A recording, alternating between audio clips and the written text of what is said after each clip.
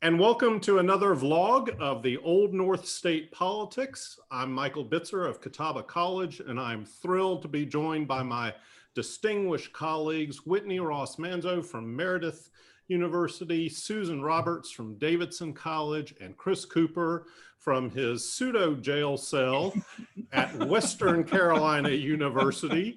As you will probably tell over the next 40 minutes, we're all a little punch happy because it's 4 days before Election Day. And we all have somewhat survived this chaotic campaign. And we thought we would just get the crew back together again for one last go around the horn, see what folks are thinking about. This is a very unscripted conversation. In fact, it's time to loosen the bow tie. Whoa. It's Friday afternoon, Holy October cow. 30th, the day before Halloween, 4 days before our election. We're just going to have a conversation and hope you all enjoy it as well. So with that, Susan, you get the honors of starting us off. Well, I do want you to know that I am in training for the election because I haven't been sleeping. So I'm going to continue not to sleep until election night. So I'll be ready to go. I was saying before we started, I gave a talk to a town group about what to expect in a contested election. Well, they actually thought I was going to tell them about what happened when you got to the Electoral College. And I said to them, that's why we have Wikipedia. They weren't too happy when it's, this goes there. But I made it a bunch of P's. And to help explain, I said polarization, pandemic, precedent, polling places, procedures, patchwork quilt of rules, population, President Trump, provisions, polling places, protest, and then to use P, I put probate, which was where I found myself today in terms of election laws. And here's briefly where I found myself this morning. 2 states, not physical states, but I was angry and then I was in disbelief. Seeing what the courts did in Wisconsin and Wisconsin and Minnesota. I was very upset about how you changed the rules of the game right at the last second. And that just made me angry, no matter what side of the aisle you're on. And luckily, Pennsylvania and North Carolina. So I was a little upset about that. And then this Marist poll, which I think we'll talk about, then I was kind of like in shock. And right now, I don't know where I am because it's between anger and shock and then more shock. So just to introduce, that's where I'm going today. We'll have some back and forth. It is 2020. So I think, we can all kind of agree to that premise. Whitney, what do you think of that Marist poll? I don't know if you've had a chance to look at it, but it seemed a little bit of an outlier. I don't know. I'm curious to get your expertise on that. Well, I do think it's too big of a gap. I am unsurprised to see Biden on top because between the September and October Meredith polls, we did find Biden drawing away from Trump. But to be 6 points up, it just seemed a little high to me. So I have a hard time believing it, but it could also be the political scientist in me that's just like, I can't, after all of these months of talk about North Carolina being a battleground state, could it really be over that quickly? Like, it just feels like that's not possible at this point. We're all destined to be up until 2 a.m. on November 4th and having a lack of sleep like Susan talked about. So if the Marist poll indeed end up being accurate, and if we actually, if that's happening for North Carolina, how is Biden doing in other supposed battleground states? And could we actually have a winner on election night? Which would be really nice for my mental health. But so I'm kind of in the same place as Susan, hopeful kind of that we have a winner at the end of the night, but also kind of in shock that this could possibly be happening because I've been trying to gird myself for so long to have a long drawn out process. So I'm in a similar boat as Susan. Okay. Chris, what do you think? On that Marist poll, everybody should check it out. Let me say on the front end, I don't think they're doing anything funny with the data. I think it's a good poll. I think they use, all the right techniques. I don't think there's anything goofy they're doing with weighting. I do think that, by definition, sometimes you get a goofy sample. I don't think that's the technical term, but it's the one I'm going to use today. And I think that may be what's happening here. Certainly, I believe, the polls are pretty consistent, right? Biden has been up by a small but fairly durable margin. I think for a while in North Carolina, a lot of the polls I really watch a lot, like the Meredith poll, have showed that this did appear to be a bit out of whack. I also think, is Roy Cooper up? Of course he is. Is he up by a comfortable margin? Yeah, I would say increasingly so. Is he up by 19 percentage points? I don't know that one passes the smell test. And again, that doesn't mean that they're doing anything wrong. It just means you try to take these kind of collectively. I thought David McClendon had a really nice piece on the Old North State Politics blog, where he talks about why you should be averaging these polls, if not technically averaging or mathematically, at least in your own mind, think through, okay, how does this fit with the other polls that I've seen? But I do think we're looking at clearly a little bit of a Biden edge. As far as things that I'm watching that maybe you're changing a little bit, there's the 11th, which we can certainly talk about today later, but also the last few days of early voting, the partisan patterns have flipped a little. So in 2016, I believe that every day of early voting, more Democrats voted than Republicans. And what we've seen over the last little more than a week in North Carolina is this Democratic dominance, certainly of absentee by mail, and then lately of early voting has flipped a little. The one exception to that was Sunday. And of course, we know that Sunday voting tends to only happen in the more urban counties. For example, in Western North Carolina, today, the reason I look like I'm in this jail cell, as Bitzer said, is that I'm actually in Buncombe County instead of in Jackson County. In Buncombe County, you actually have Sunday voting, and you don't actually have that in Jackson County. So anyway, those are some things I'm watching. Does this poll fit? I think it probably doesn't. And then will these partisan patterns hold for the next few days? I just want to add that, Go for it. We found in the Meredith poll, we had Cooper up 19 points too. So out of all of them, I think that one's the least unlikely to be off. But we had the exact same margin, 19 points. Susan? Well, I want to just add that at the risk of, if you say you're for Duke or UNC, you run the risk of alienating half of the state. But I was thinking when I looked at that, I read all the way down and looked at the sample, that's good. Because at first I thought might offend, I'm more of a Blue Devil than a Tar Heel. I thought, who did they survey? Duke professors? I just said, where do they get these people? So it was a shocker. And Cunningham was a real surprise for me.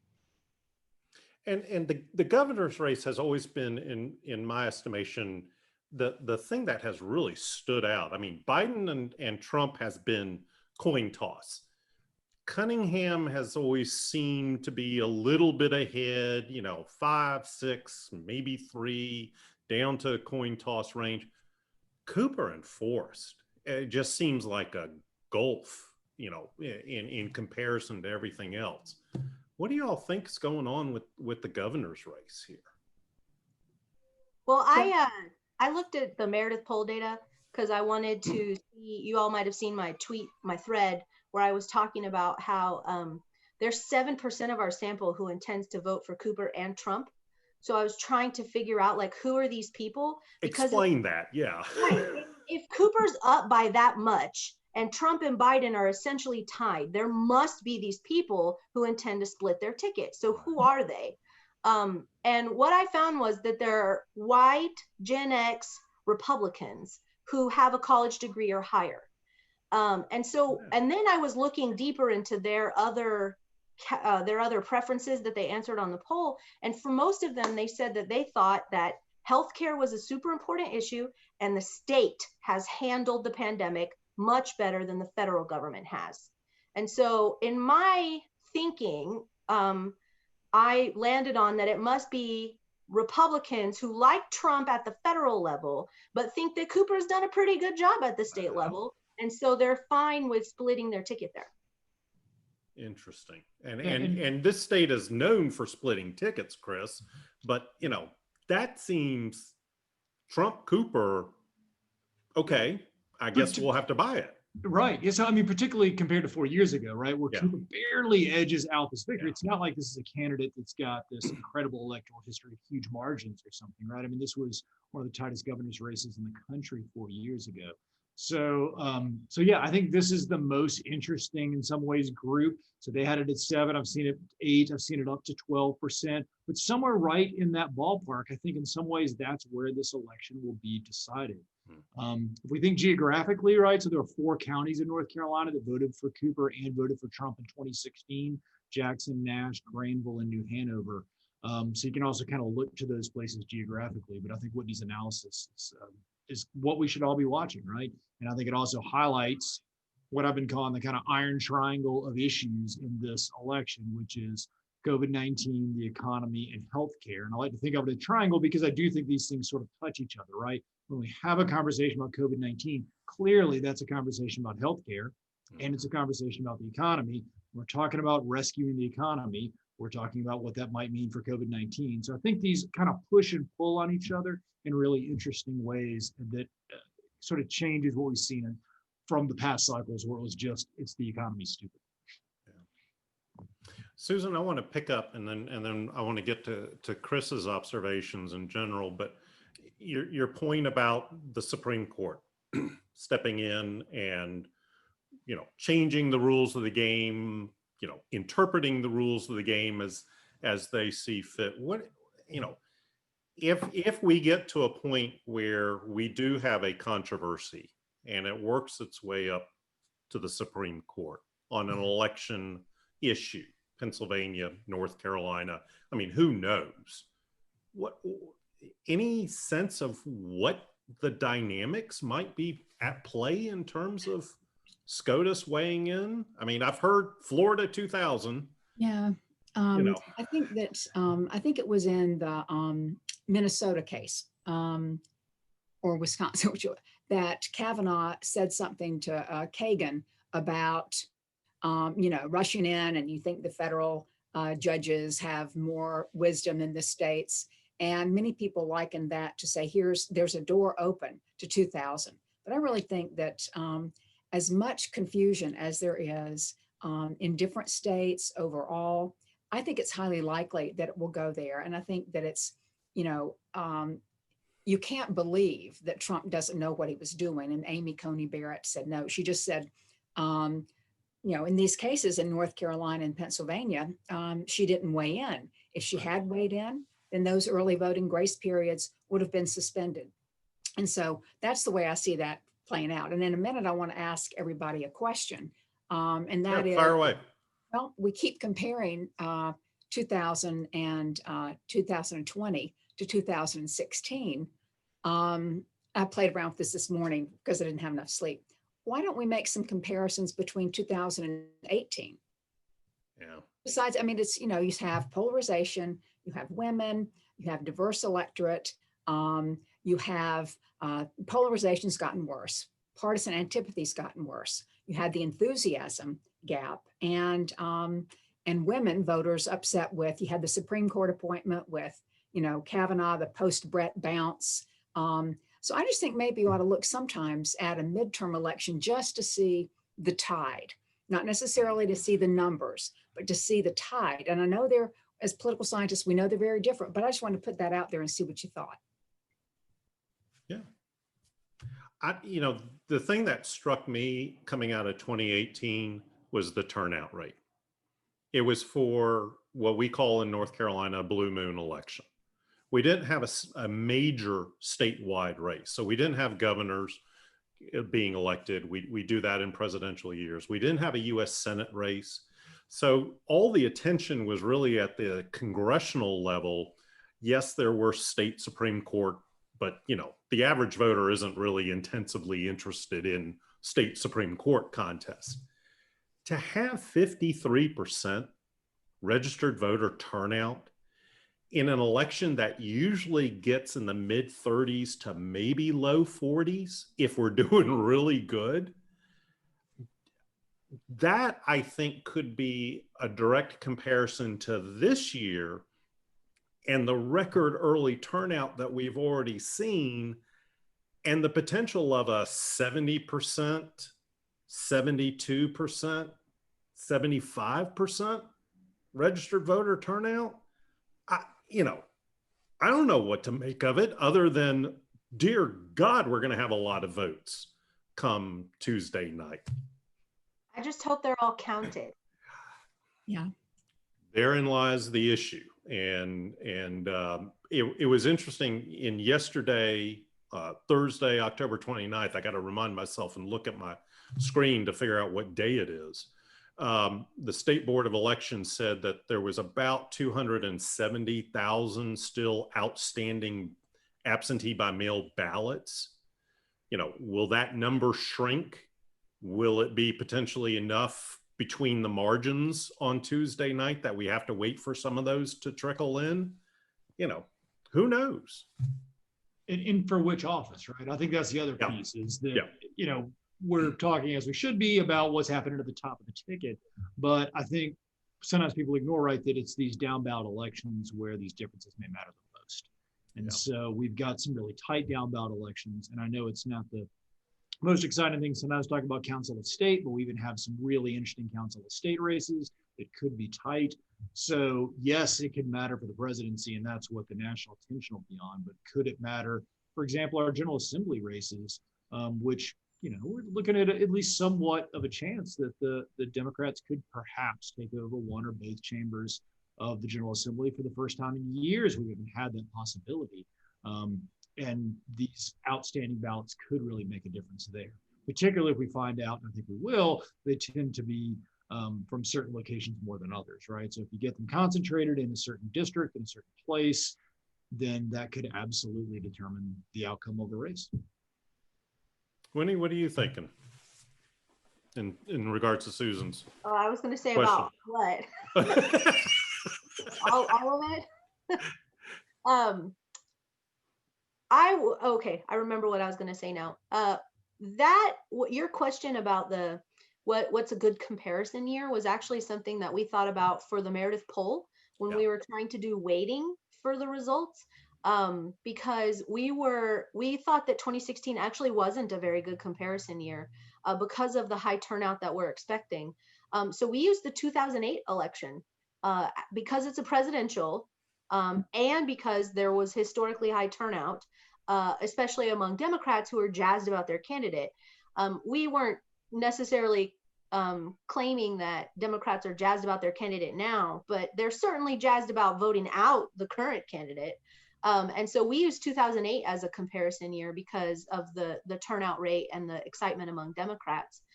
So I think that you're right that 2016 is not the best comparison.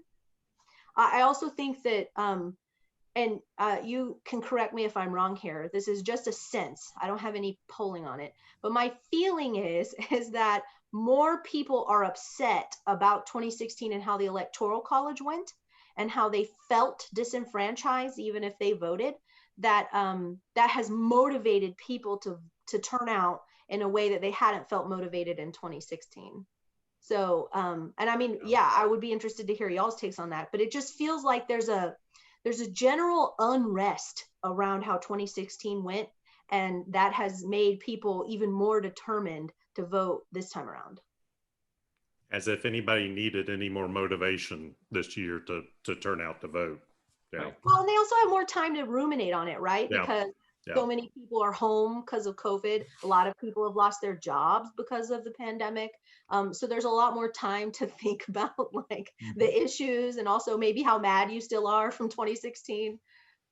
Right, and it fuels this negative partisanship that we talk about a lot, right? That political scientists have certainly been writing about in recent years. So yeah, no, I think you're right. And if the Trump election has done nothing else, I mean, if it has reminded people that politics matters and that getting out the vote matters. Whitney, I think it was you that had a tweet that was something like, even McDonald's is reminding me to vote now, or something to that effect, right? And I started paying attention. After you tweeted that out, I noticed that Levi's is also telling me to vote. I mean, the number of organizations and groups that are reminding us to vote, you know, again, I got no great data on this, but I think your implication of that tweet is right, that this is an unusual environment in that way. Maybe it is more like 2018, as you just said. Yeah. And I think too, we didn't see only after 2016, and coming up right now, you see these spate of articles that are hyper dramatic, especially some coming from the Atlantic, about the fate of democracy. And those are very doom and gloom. And I think that, that's the kind of conversation that, I think that, 2016, again, the lesser of two evils, but you didn't see quite that.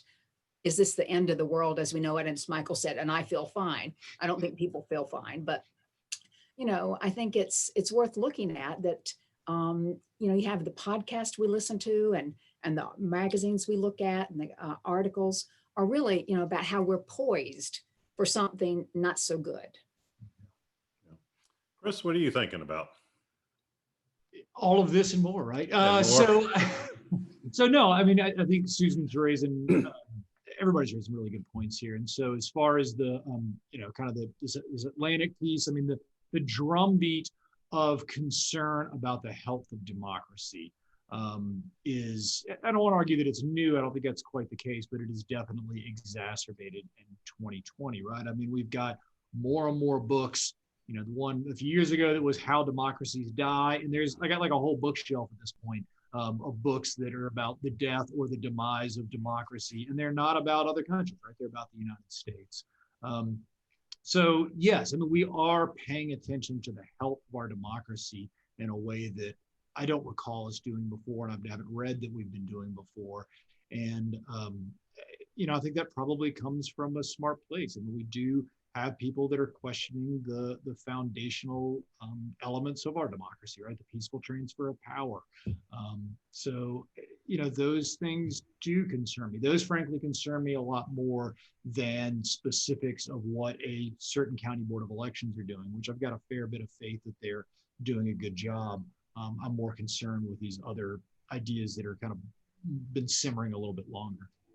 Well, and I think that actually goes back to 2016 and everyone's upset at how the Electoral College came out different than the popular vote, because I mean, everyone was upset after 2000 for sure. Mm-hmm. But I think that this idea that maybe the system isn't as good as it could be, or maybe it doesn't work for us anymore. Like that kind of idea was sown with the result of 2016. And then the events that have happened since then have just kind of like reinforced that idea that, like when we learned that a lot of stuff we thought were rules were actually more like norms that aren't very enforceable. And maybe we should think about making them rules. And just, I wanted to say that the Washington Post ad or article where they talked about all of the norms that Trump has broken or his administration, and it filled the whole page in like the tiniest little print. I think that was a really strong visual representation for people to take hold of. Like, this is different and maybe we don't like it. And maybe there's some things in our system that we could be fixing or should be working on to fix, because this just isn't 2016 to 2020 has been so different in so many ways than other 4 years in American history. And I just think too, on that point, and I have my students listen to it because I can't answer all the questions in my presidency class, to have a podcast called Can He Do That? Really reminds me that we don't have all the answers, and the president has a lot of powers that you don't think about. And I think that, as Whitney was saying, and everybody from 2016 on, Congress has only gotten, if you can believe it, more dysfunctional and being held hostage by Mitch McConnell in terms of progressing, no matter what kind of legislation, making legislation at least come up for a vote. And so I think that, the list of things and the norm busting and what are the emergency powers people want to know. And I think, we ask ourselves, can he do that? Yeah, and it's going to be fascinating to watch play out. Whitney, what are you thinking about? I said this earlier today to someone else. What I really would like Tuesday to be is a landslide. Did I already say that in this meeting, actually? No. Sorry. I've That's had okay. a lot of meetings and interviews today, so they're all running together. Yep. But I hope it's a landslide, because I just really don't want this to drag out in the courts. I'm afraid of what Susan was talking about. And so I really just hope that it's a landslide one way or the other, so that we can know, and, people who didn't win will be upset. But at least then we're not like fighting in several different state courts and the Supreme Court for the next months to come.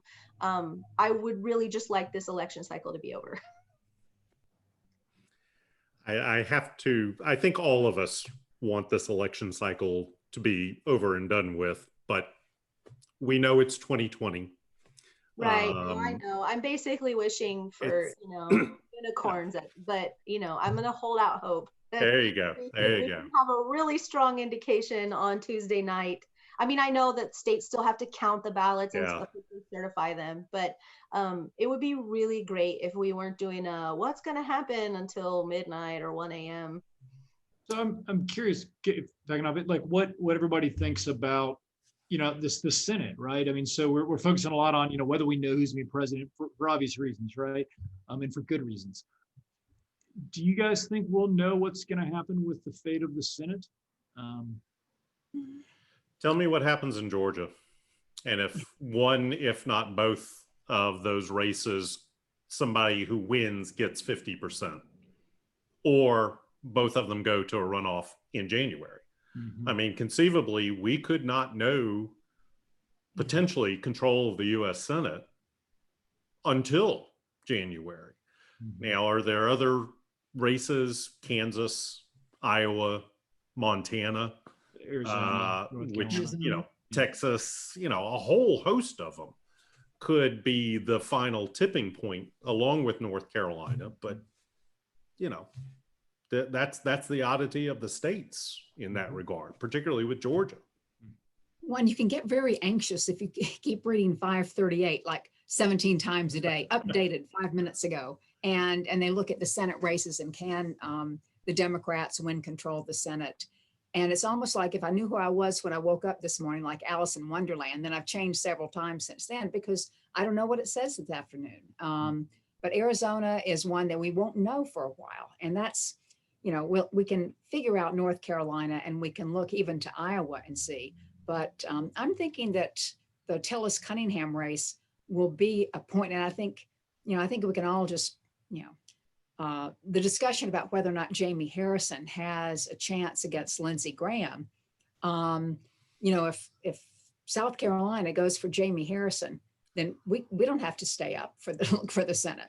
And not to despair, I'm not disparaging his campaign, but I just don't think tons of money can always deliver the votes that the media might have or have us believe. Yeah. So, well, we're getting close to the end here, and I want to first and foremost publicly thank the three of y'all for going along with this crazy ride that has been 2020 and helping to support the blog Old North State Politics. It has been fun. I have learned a lot from y'all, and I'm very appreciative of all the time and energy. I don't know if folks fully understand what all four of us have been going through the past month. I can honestly say I think all of us have been inundated and at times overwhelmed with media calls, just requests to explain things. But I think from my standpoint, this is really what I intended this blog and now vlog to be, to hopefully be a public source of information, of questions that possibly could be answered, but using our expertise in ways that I think benefits the public as a whole. So I want to take this just very brief moment to say thank you to Whitney, Susan, and to Chris for their indulgences and their time and energy on all of this, and to thank you all for watching this vlog and for reading the blog as well. Susan, go ahead. This is sounding like an Academy Awards. I want to thank you very much and to all my cast and the crew. Are you feeling okay, Vince? I haven't had enough. So. I was gonna say I haven't pulled mine up because I didn't want to be the one that did it, but Michael did it first. No, So. I've got my Bold Rock hard cider from Western North Carolina. I've got my Hummingbird from Red Oak from Witsit, North Carolina. So drink local. I'm uncharacteristically drinkless, but I'm in a state facility, so there's no alcohol here. There's no alcohol. we will acknowledge that, and not on the Davidson campus either. I don't know. I mean, Well, let me end here with time running out on Zoom to say, if you haven't voted, please go vote. Be part of a historic record-breaking year here in North Carolina, and I dare say across the country. And we will see you on the other side of November 3rd. Thanks again. Thanks.